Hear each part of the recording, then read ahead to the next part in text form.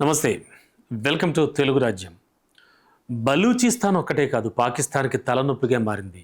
సింధు వేస్ అనేది కూడా మరో తలనొప్పిగా మారింది. అంటే పాకిస్తాన్‌లో మరో ప్రాంతంలో వేర్పాటువాదం అయితే ప్రారంభమైంది.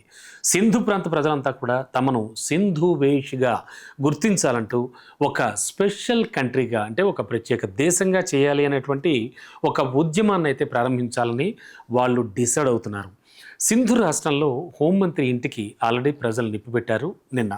మరి ఆ రాష్ట్రంలో ఓ స్కూల్ బస్సుపై కూడా ఒక డ్రోన్ దాడి అయితే జరిగింది. పిల్లలు కూడా చనిపోవడం జరిగింది. మరి దీంతో ప్రజల్లో అయితే అలజడి రేగిందని చెప్పాలి.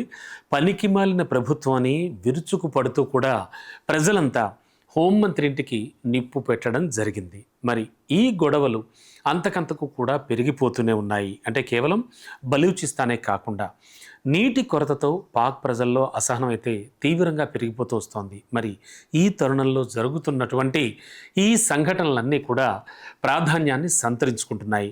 ఇక భారత్ సింధు జలాల ఒప్పందాన్ని రద్దు చేసుకుంది మనకు తెలుసు. దీంతో నీటి కొరత అయితే విపరీతంగా పెరిగింది పాక్లో. సింధ్ ప్రాంతాల్లో అంతర్గత సంక్షోభం అయితే పెచ్చుమీరుతోంది.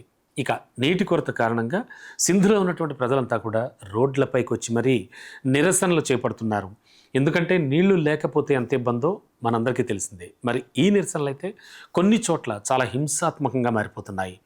గవర్నమెంట్ ఆఫీసెస్ కావచ్చు, అలాగే అఫీషియల్స్ వాళ్ళ హౌసెస్ మీద కావచ్చు, దాడులు విపరీతంగా జరుగుతున్నాయి. మరి ఈ కోపానికి తోడు పాకిస్తాన్ పెంచి పోషించినటువంటి ఉగ్రదాడులు, మరి ఈ కోపానికి తగ్గట్టుగా పాకిస్తాన్ పెంచి పోషించిన ఉగ్రవాద దాడులు కూడా ఒక ప్రధాన సమస్యగా మారిపోయాయి వాళ్ళకి.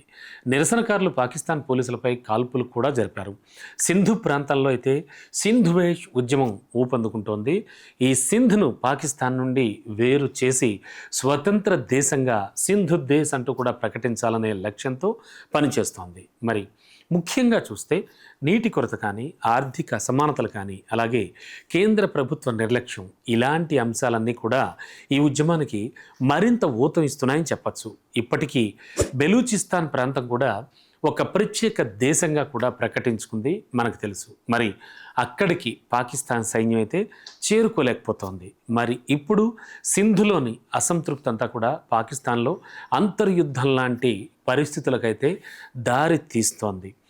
ప్రస్తుతానికైతే పాకిస్తాన్ ప్రభుత్వం ఈ అల్లర్లన్నీ కూడా అదుపు చేయడానికి పోలీసు బలగాలను విపరీతంగా మోహరింపజేస్తోంది. కానీ నిరసనకారుల యొక్క ఆగ్రహం ఏమాత్రం తగ్గడం లేదు, తగ్గించలేకపోతున్నారు. సింధులోని ప్రజల ప్రభుత్వం తమ సమస్యలను పట్టించుకోవడం లేదంటూ కూడా వారంతా ఆరోపిస్తున్నారు. మరి ఈ వివక్ష అన్ని ప్రాంతాలపై కూడా ఉండడంతో నిరసనలు అయితే విపరీతంగా పెరుగుతున్నాయి. ఇక అంతేకాకుండా అంతర్యుద్ధం దిశగా కూడా అవన్నీ వెళుతున్నాయని చెప్పచ్చు.